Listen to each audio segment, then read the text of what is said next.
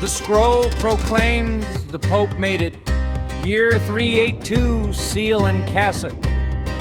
But a phrase repeated 1,000 times does not turn myth into word of truth. If the Bible began in Rome, then tell me this: what did Christ read when he taught? What scripture did he cite? Jesus opened the scroll, not the decree, not Latin, but the eternal word.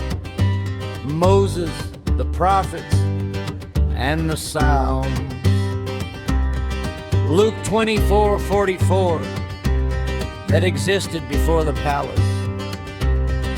It was not the church that spoke first, but God through true men.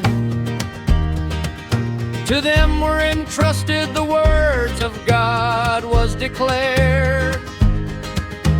Romans 3:2, it does not say to Rome, it says Israel, clearly named. To recognize is not to fabricate, to translate is not to authorize. Jerome translated what was already written. He did not create doctrine nor change the rite. If listing books were creating truth, then God needed human permission to speak.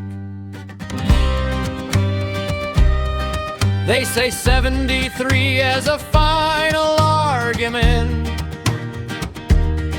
but the Son never quoted them. Not one of those added books came from the mouth of the incarnate Word. Jesus quoted the law, the prophets, the Psalms, not Tobit, Judith, nor Maccabees in his hands. Before popes, before creeds, the warning was already written in fire. Thou shalt not add to the word. Deuteronomy 4:2, Luther did not write it, God did.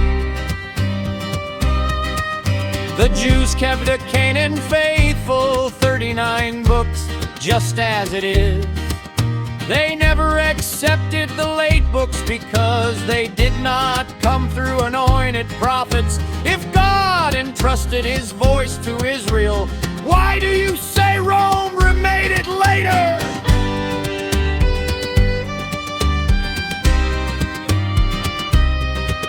400 years without a prophetic voice. No, thus saith Yahweh at the table. The added books were born then, when God had kept silence, yes. There is no prophet, no direct word, only history, tradition, and loose narrative. From those books came extra doctrine, purgatory merits, works that by grace.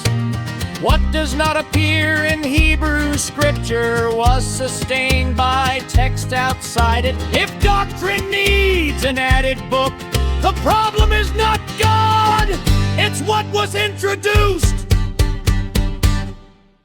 The last book closes with a sentence, not with permission for new corrections. If anyone adds Revelation 22:18, it does not speak in future, it speaks with eternal weight.